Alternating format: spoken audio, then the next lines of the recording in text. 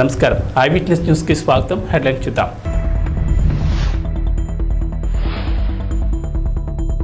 జగన్ దాడి కేసులో సతీష్ కు 14 రోజుల రిమాండ్. మహబూబాబాద్ లో కాంగ్రెస్ బహిరంగ సభ. తెలంగాణలోని పలు జిల్లాల్లో 45 డిగ్రీల ఉష్ణోగ్రతలు. ముఖ్యమంత్రి జగన్ పై దాడి కేసులో సంచలనాలు బయటకు వస్తున్నాయి. సతీష్ రిమాండ్ రిపోర్ట్ ప్రకంపనలు సృష్టిస్తోంది. అసలు సతీష్ వెనక ఎవరున్నారు, స్కెచ్ వేసింది ఎవరనే విషయాలు కలకలం రేపుతున్నాయి. ఆంధ్రప్రదేశ్లో సంచలనం సృష్టించిన సీఎం జగన్ పై దాడి కేసులో A1గా ఉన్న సతీష్ కు 14 రోజుల రిమాండ్ విధించింది కోర్టు. అయితే అంతకుముందు బయటకు వచ్చిన Satish remand report hot topic గా మారింది. సీఎంను అంతమొందించాలన్న ఉద్దేశంతోనే దాడి చేసినట్లు రిమాండ్ రిపోర్ట్లో తెలిపారు పోలీసులు. అదను చూసి సున్నితమైన తలభాగంలోనే కుట్ర ప్రకారం దాడి జరిగిందన్నారు. దాడి కోసం నిందితుడు కాంక్రీట్ రాయి వాడాడని తెలిపారు. A2గా ఉన్న దుర్గారావు ప్రోద్బలంతోనే A1 నిందితుడు సతీష్ దాడి చేసినట్లు స్పష్టం చేశారు. ఇక కాల్ డేటా, CCTV ఫుటేజ్ ఆధారంగా నిందితుడి కదలికలను గుర్తించినట్లు పేర్కొన్నారు. 17ని నిందితుడిని రాజరాజేశ్వరిపేటలో అరెస్ట్ చేసి సెల్ ఫోన్ సీజ్ చేశామన్న పోలీసులు అన్ని విధాలా విచారణ జరిపి తర్వాతే అదుపులోకి తీసుకున్నామని స్పష్టం చేశారు.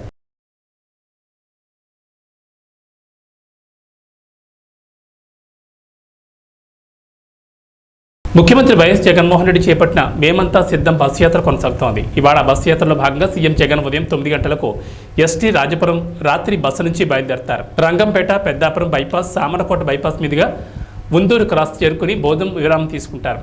అనంతరం ముందూరు క్రాస్ కాకినాడ బైపాస్ మీదుగా సాయంత్రం 3:30 కాకినాడ అచ్చంపేట జంక్షన్ వద్ద బహిరంగ సభలో పాల్గొని ప్రసంగిస్తారు. సభ అనంతరం Pithapuram bypass, Gollaprolu bypass, Kathipudi bypass, Tuni bypass, పాయికరావు బ్యాటరీ బైపాస్ మీదుగా గుడిచర్ల క్రాస్ రాత్రి బస్ శిబిరానికి చేరుకుంటారు.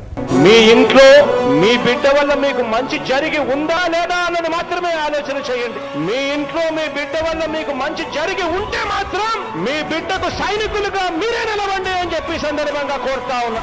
నేటి నుంచి సీఎం రేవంత్ రెడ్డి జిల్లాల పర్యటన చేపట్టనున్నారు. ఇవాళ ఉదయం మహబూబాబాద్ లోక్సభ నియోజకవర్గ కాంగ్రెస్ అభ్యర్థి బలరాం నాయక్ నామినేషన్ కు హాజరు కానున్న సీఎం రేవంత్ రెడ్డి సాయంత్రం 4 గంటలకు హెలికాప్టర్లో మహబూబాబాద్ చేరుకుని జనజాతర సభలో పాల్గొనున్నారు. ముఖ్యమంత్రి హోదాలో తొలిసారి మానుకోటకు రానున్న సీఎంకు భారీ ఏర్పాట్లు పూర్తి చేశారు అధికారులు. ఎటువంటి అవాంఛనీయ సంఘటనలు జరగకుండా భారీ బందోబస్తు ఏర్పాటు చేశారు. ఇన్ఛార్జ్ మంత్రి తుమ్మల నాగేశ్వరరావు పర్యవేక్షణలో జన సమీకరణ ఏర్పాట్లు చేశారు. మహబూబాబాద్లోని ఎన్టీఆర్ స్టేడియంలో సభకు భారీ ఏర్పాట్లు పూర్తి చేశారు.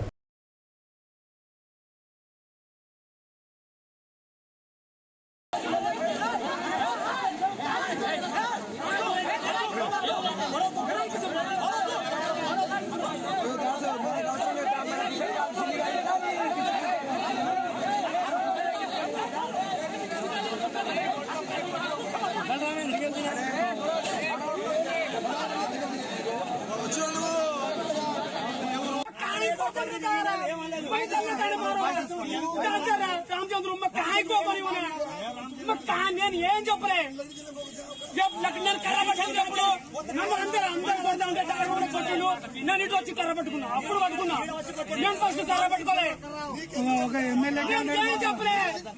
ఎన్నికల ప్రచారంలో భాగంగా తెలుగుదేశం పార్టీ అధినేత నారా చంద్రబాబు నాయుడు ఇవాళ ఆలూరులో పర్యటిస్తారు. మధ్యాహ్నం 3 గంటలకు జరిగే జంక్షన్ సభలో చంద్రబాబు పాల్గొంటారని టీడీపీ జిల్లా అధ్యక్షుడు తిక్కారెడ్డి, అభ్యర్థి వీరభద్రగౌడ్ తెలిపారు. ఆలూరు సభ అనంతరం చంద్రబాబు అనంతపురం జిల్లా రాయతుర్కు సభకు హాజరవుతారు. మరోవైపు టీడీపీ అధినేత నారా చంద్రబాబు నాయుడు ఈ నెల 20న తిరుపతి పార్లమెంట్ నియోజకవర్గ పరిధిలో పర్యటించనున్నారు. ఉదయం 10 గంటలకు గూడూరులో మహిళలతో ప్రత్యేకంగా సమావేశమవుతారు. మధ్యాహ్నం 2 గంటలకు సర్వేపల్లిలో జరిగే సమావేశంలో, సాయంత్రం సచివేడులో జరిగే సభలో ప్రసంగిస్తారు. జ్ఞాపకం ఉన్నాడా మీకు? ఆయన ఆత్మ ఇక్కడే ఉంది. ఒక మంచి డాక్టర్ని ఏమడిగాడు?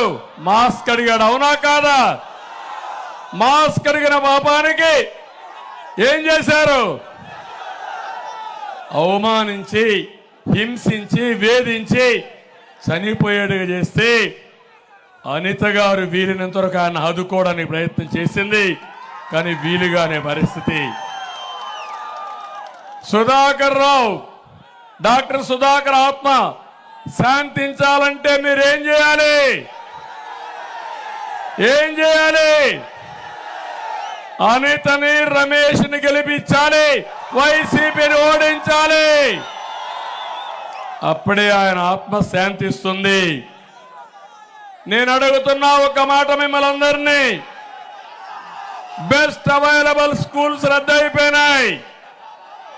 అందరికంటే ఇక్కడుండే తమ్ముళ్ళు అడుగుతున్న, అందరూ బాధల్లో ఉన్నారే తమ్ముళ్ళు, ఏమమ్మా ఆడబిడ్డలు ఇబ్బందులు ఉన్నాయా లేదమ్మా మీకు? ఎవరికైనా లాభం జరిగింది. మరోవైపు జనసేన పార్టీ అధినేత పవన్ కళ్యాణ్ ఈ నెల 23వ తేదీన నామినేషన్ దాఖలు చేయనున్నారు. పిఠాపురం శాసనసభ స్థానం నుంచి పోటీ చేస్తున్న పవన్ ఈ నెల 23వ తేదీన నామినేషన్ వేయనున్నట్లు జనసేన పార్టీ తెలిపింది. పిఠాపురం అసెంబ్లీ రిటర్నింగ్ ఆఫీసర్కు పవన్ స్వయంగా నామినేషన్ పత్రాలు సమర్పిస్తారు.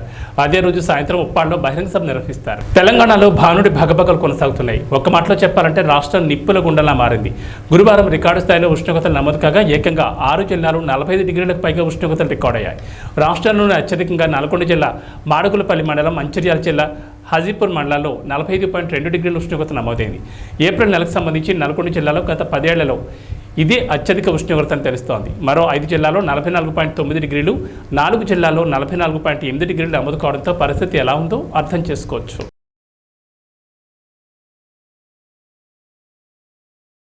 వరుస భూకంపాలు తుర్కియను అతలాకుతలం చేస్తున్నాయి. తుర్కియే సిరియాలో అత్యంత శక్తివంతమైన 3 భూకంపాలు సంభవించిన విషయం తెలిసిందే. రిక్టర్ స్కేల్పై భూకంపం తీవ్రత 7.8గా నమోదైంది. ఖర్మన్ మారస్ కేంద్రంగా రెండో భూకంపం 7.7 తీవ్రతతో, మూడవది 7.6 తీవ్రతతో సంభవించినట్లు అధికారులు తెలిపారు. తాజాగా మంగళవారం ఉదయం మరోమారు భూకంపం సంభవించింది. సెంట్రల్ తుర్కియా కేంద్రంగా రిక్టర్ స్కేల్పై భూకంపం తీవ్రత 5.6గా నమోదైనట్లు అధికారులు వెల్లడించారు.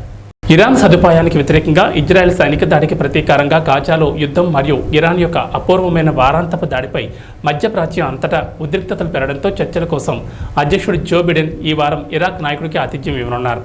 సిరియాలో భద్రతా భయాల్లో తీవ్ర పెరుగుదల, ఇరాక్లో 2 దశాబ్దాల అమెరికన్ సైనిక ఉనికి యొక్క సాధ్యత గురించి మరిన్ని ప్రశ్నలను లేవనెత్తింది. దీని ద్వారా ఇరాన్ యొక్క సైన్యం లేదా ప్రారంభించబడ్డాయి. ఇరాక్లోని ఇర్బిల్లోని యుఎస్ పేట్రియాట్ బ్యాటరీ కనీసం ఒక్క ఇరాన్ బాలిస్టిక్ క్షిపణిని పడగొట్టిందని అమెరికన్ అధికారులు తెలిపారు. ఏపీసీసీ అధ్యక్షురాలు వైఎస్ షర్మిల శుక్రవారం నుంచి కర్నూలు జిల్లాలో న్యాయయాత్ర చేరున్నారు. ఆలూరులో ఉదయం 10 గంటలకు ఆమె కాంగ్రెస్ శ్రేణులతో సమావేశం నిర్వహిస్తారు. సాయంత్రం 4 గంటలకు ఆదోన్లో ఏర్పాటు చేసిన బహిరంగ సభలో ప్రసంగిస్తారు. 6 గంటలకు ఎమ్మిగనూరులో బహిరంగ సభలో పాల్గొంటారు. అనంతరం షర్మిల కడపకు బయలుదేరి వెళ్తారు. 5 ఏళ్ళు అయిపోయిందన్నా, ఎన్నికలు వచ్చి మళ్ళీ ఎన్నికలు వచ్చాయి. మళ్ళీ మీ ఓట్ల కోసం అందరూ వస్తున్నారు. వాస్తవమేనా? ఎంత ఇస్తారంట ఓటుకి? ఎంత? 4,000, 5,000, 5,000, 5, 7,000. ఎవరు?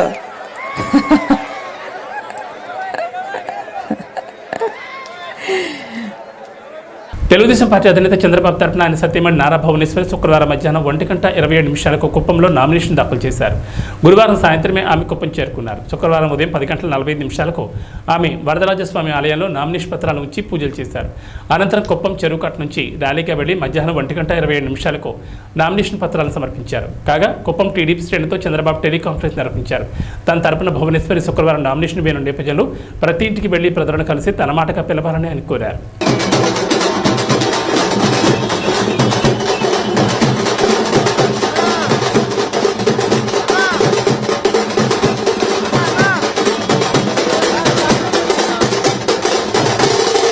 ముఖ్యమంత్రి జగన్ మాట ఇస్తే మాట తప్పరు, మడమ తిప్పరని మంత్రి బొత్స సత్యనారాయణ మరోసారి స్పష్టం చేశారు. మీడియాతో మాట్లాడుతూ విశాఖను పరిపాలనా రాజధాని చేస్తారని సీఎం జగన్ అన్నారని, మళ్లీ గెలిచిన తర్వాత విశాఖలోనే ప్రమాణ స్వీకారం చేస్తారని జగన్ చెప్పారని తెలిపారు. గ్లోబల్ ఇన్వెస్ట్మెంట్ సమిట్ నిర్వహించామని, పెట్టుబడులు వచ్చాయన్నారు. ఇన్ఫోసిస్ సంస్థ విశాఖకు వచ్చిందని, ఐటీ హబ్ కూడా అభివృద్ధి చేస్తున్నామని చెప్పారు. భోగాపురం ఎయిర్పోర్టుకు శంకుస్థాపన చేశామని, 1 ఇయర్లో భోగాపురం ఎయిర్పోర్ట్ ప్రారంభిస్తామన్నారు.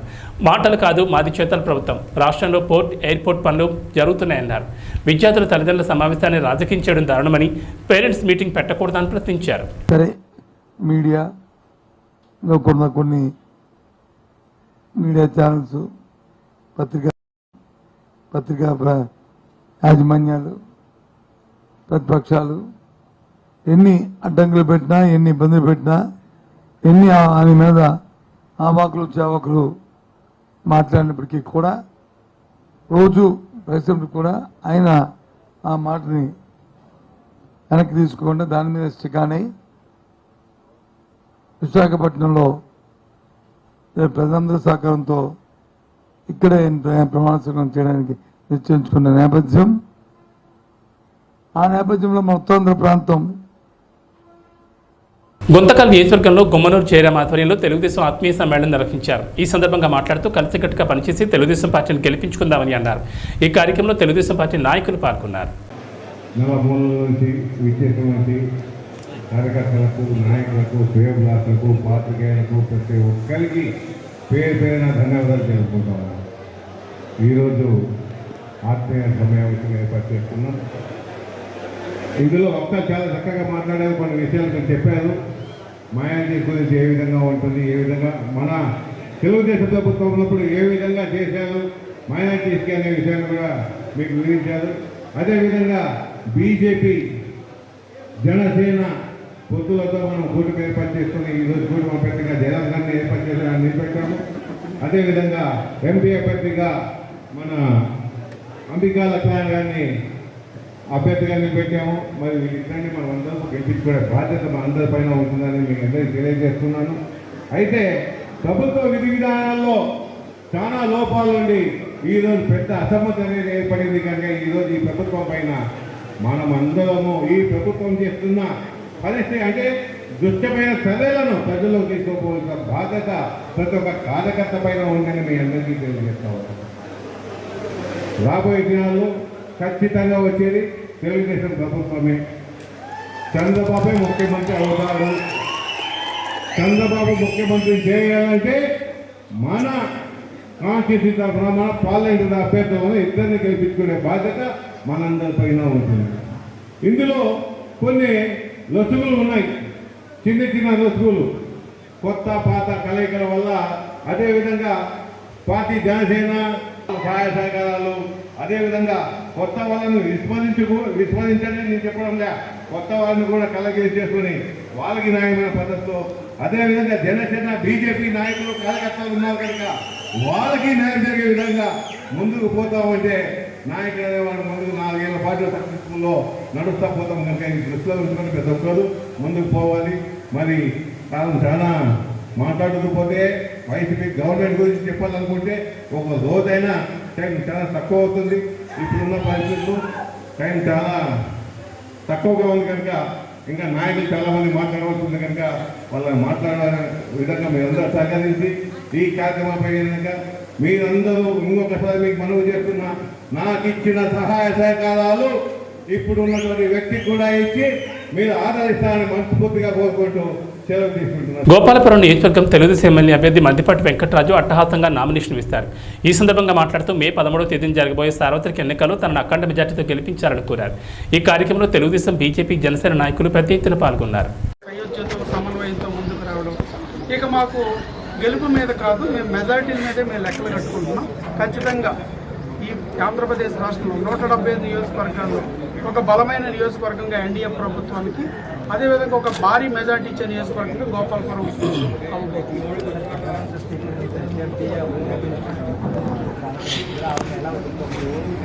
అంటే ఇక్కడ మనకి అధికార బలం ఏది ఉన్నా కానీ అది ప్రజల మద్దతు.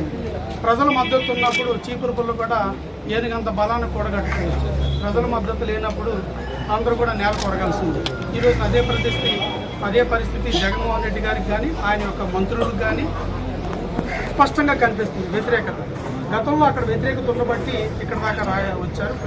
కొవ్వూరులో వ్యతిరేకత దృష్ట్యా వెళ్ళలేదు కాబట్టి ఇక్కడికి వచ్చారు. బట్ ఇక్కడ బలంగా తెలుగుదేశం పార్టీ, జనసేన శ్రేణులు, బీజేపీ అత్యంత బలంగా ఉంది. అందరం ఏకతాటి మీదకి వచ్చారు. మా గెలుపుని ఎవరు ఆపలేరు. మెజార్టీల మీదే మా దృష్టి.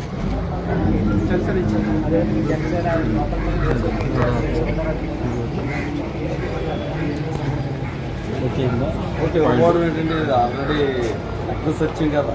కేవలం జనసేన పార్టీ అధినేత పవన్ కళ్యాణ్ గారి వారి యొక్క త్యాగ ఫలితం ఈరోజు 3 పార్టీలు ఒక కూటమిగా ఏర్పడడం జరిగింది. ఎప్పుడూ లేదు చరిత్రలో. 14లో సపోర్ట్ చేస్తాం ఓన్లీ బేషరతుగా. ఈ రోజున అలా కాకుండా 3 కోటాలు కూడా వీళ్ళకి ఎన్ని సీట్లు, వీళ్ళ ఎన్ని సీట్లు వీళ్ళు. మీరు ర్యాలీ చూశారు కదా.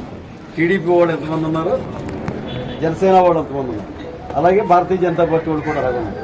అలాగే రేపు ఎలక్షన్ వరకు కూడా అందరూ కూడా సమన్వయంగా వెళ్ళి జగన్మోహన్ రెడ్డి గవర్నమెంట్ని గద్దె దించింది. అందులో అనుమానం లేదు. లేకపోతే ఎవరికి లేదు, మీకు ఉండదు భవిష్యత్తు. చూసారు కదా. అంటే నిజాం సభలో ఏంటి సిద్ధం సభలో ఏ విధంగా విలేకరులని ఆయన కొట్టడం చేయడం చూశారు కదా. ఇదే కాదు, ప్రతి విషయం కూడా రాక్షస పరిపాలన 5 సంవత్సరాలు. అప్పుడైతే నమ్మారు వాగ్దానం, ఆయన చేసిన వాగ్దానాలు, సరే ఒక ఛాన్స్ ఇస్తామని.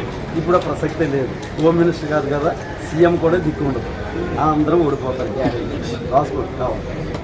ఎమ్మిగనూరు అసెంబ్లీ నియోజకవర్గ వైఎస్ఆర్సీపీ పార్టీ అభ్యర్థి బుట్టా రేణుక ఎన్నికల ప్రచారం నిర్వహించారు. ఈ సందర్భంగా పార్టీ శ్రేణులు అడుగడుగున పోలవర్షం కురిపిస్తూ జననిరసన పలికారు. అనంతరం మాట్లాడుతూ ప్రజలందరి ఆశీర్వాదంతో విజయం సాధిస్తామని తెలిపారు. మొట్టమొదటి నామినేషన్ ఎమ్మిగనూరు అభ్యర్థి బుట్టా రేణుక నామినేషన్ దాఖలు చేశారు. నాయకులు కార్యకర్తలు చాలా ఉత్సాహంగా ఉన్నారు. ఎప్పుడెప్పుడు ఎలక్షన్ డేట్ వస్తుందా అని ఎదురు చూస్తున్నారు. ఖచ్చితంగా వైఎస్ఆర్సీపీ ఎమ్మిగనూరు బంపర్ మెజార్టీతో కైవసం చేసుకుంటామని ధీమా వ్యక్తం చేశారు. సార్వత్రిక ఎన్నికల సమయం దగ్గర పడుతున్న వేళ గాజువాకలో వాతావరణం వేడెక్కుతోంది. ఆయా పార్టీల బలబలాలు నిరూపించుకుంటున్న తరుణంలో టీడీపీ వైపు ఎక్కువగా మక్కు చూపుతున్నారు. తాజాగా గాజువాక 66, 67 వార్డులకు చెందిన వైకాపా మహిళా కార్యకర్తలు ఆ పార్టీని వీడారు. పల్లా వెంటే ఉంటామంటూ పార్టీ కండువాలు వేసుకున్నారు. వీరందరినీ సాధారణంగా ఆహ్వానించిన పల్లా మహిళా అభ్యున్నతికి తమ ప్రభుత్వ అధికారంలోకి రాగానే ఎక్కువగా ప్రాధాన్యత ఇస్తామన్నారు. సూపర్ 6 పథకాలపై విస్తృత ప్రచారం చేస్తున్నామని తెలిపారు. పార్టీలో ప్రతి మహిళకు గౌరవించేలా ముందుకు వెళ్తామన్నారు. ఈ కార్యక్రమంలో నాయకులు పాల్గొన్నారు.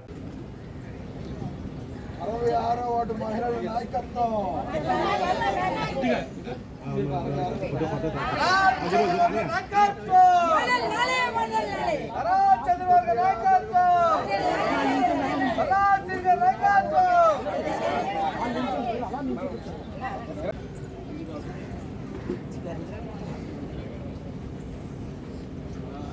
నారా చంద్రబాబు నాయుడు గారి నాయకత్వం,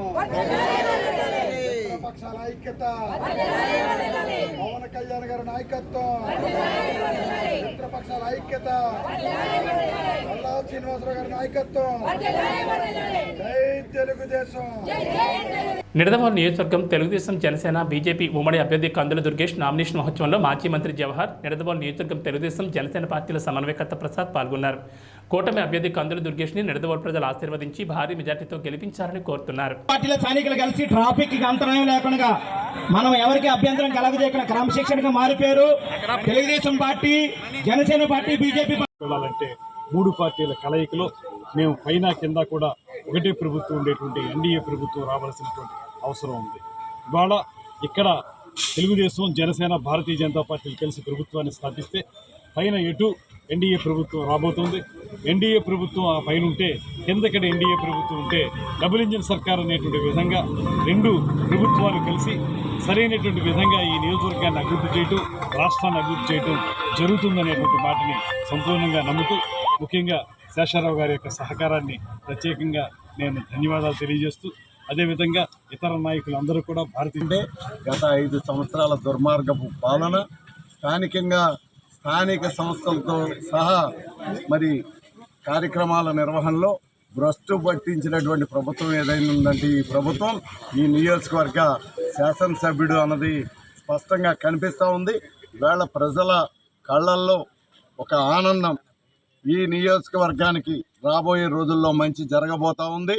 అది జరిపించుకోవడానికి మనం అందరం కూడా రోడ్డు మీదకి రావాలి అని రోడ్డుపైకి వచ్చి ఈవేళ కార్యకర్తలు, నాయకులు, లేకపోతే అభిమానులే కాదు, ప్రజానీకం కూడా ఈరోజు వెల్లువల రోడ్డుపైకి వచ్చి ఈ నామినేషన్ కార్యక్రమాన్ని ఎంత విజయం చేకూర్చారంటే భవిష్యత్తులో ఇంకా ఉన్నది ఒక అఖండ విజయం అన్నది నేను తెలియజేస్తూ, వైసీపీ నామరూపాలు లేకుండా దరిదాపుల్లో కూడా కనిపించకుండా పోబోతుంది అన్నది నేను మీకు అందరికీ కూడా తెలియజేస్తూ, ఈ విజయాన్ని ఇంతటి గొప్ప ఆదరణ చూపించినటువంటి నిడదవోలు నియోజకవర్గ ప్రజానీకానికి అందరికీ ప్రత్యేకమైనటువంటి ధన్యవాదాలు తెలియజేసుకుంటూ సెలవు తీసుకుంటాం.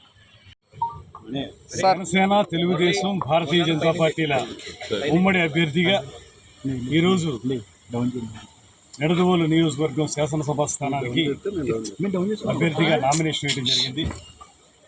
పెద్దలు మాజీ శాసనసభ్యులు శ్రీ శేషారావు గారు, అదేవిధంగా శ్రీ భోగవల్లి ప్రసాద్ గారు, భారతీయ జనతా పార్టీకి చెందినటువంటి శ్రీ బండి సత్యనారాయణ గారు, గన్నమని సుబ్రహ్మణ్యం గారు, అదేవిధంగా ఇక్కడ చేసినటువంటి ఇతర నాయకులు అందరి యొక్క సహకారంతో, అదేవిధంగా తెలుగుదేశం పార్టీ జిల్లా అధ్యక్షులు కెఎస్ జవహర్ గారి యొక్క సహకారంతో అద్భుతమైనటువంటి ఒక ర్యాలీగా ప్రజలందరి ఆదరాభిమానాలతోటి వారందరి ఆమోదంతో ఈ నామినేషన్ వేయడం జరిగింది. ఈరోజు ఆస్పిషియస్ డే అని చెప్పి ఈ సందర్భంగా ఒకటేనే మనం చేస్తున్నాం.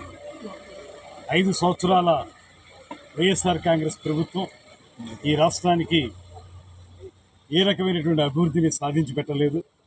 అదేవిధంగా సంక్షేమం కూడా అరకొరగా సాగుతున్నటువంటి సందర్భంలో ఈ ప్రభుత్వం యొక్క అప్రజాస్వామిక విధానాలని మనం కాలదన్నాలి. అదేవిధంగా ప్రజాస్వామిక ప్రభుత్వాన్ని తీసుకురావాలనేటువంటి ఆలోచనతోటి 3 ప్రధాన పార్టీలు ఒక వేదిక మీదకి వచ్చి ఒక సుపరిపాలన అందించడానికి ఈ ఎన్నికల్లో పోటీ చేస్తూ ఉన్నాయి. ఈ ఎన్నికలు ఈ రాష్ట్రానికి సంబంధించి చాలా కీలకమైనవి. ఒక దుర్మార్గపు ప్రభుత్వాన్ని ఇంటికి సాగనపడానికి, అదే సమయంలో రాష్ట్ర ప్రజలకి అభివృద్ధితో కూడినటువంటి సంక్షేమం ఇవ్వడానికి ఇది నాంది పలకబోతుంది. ముఖ్యంగా మన నిడదవోలు నియోజకవర్గం విషయానికి వచ్చేటప్పటికి ఇవి బులెటిన్ విశేషాలు. నమస్కారం.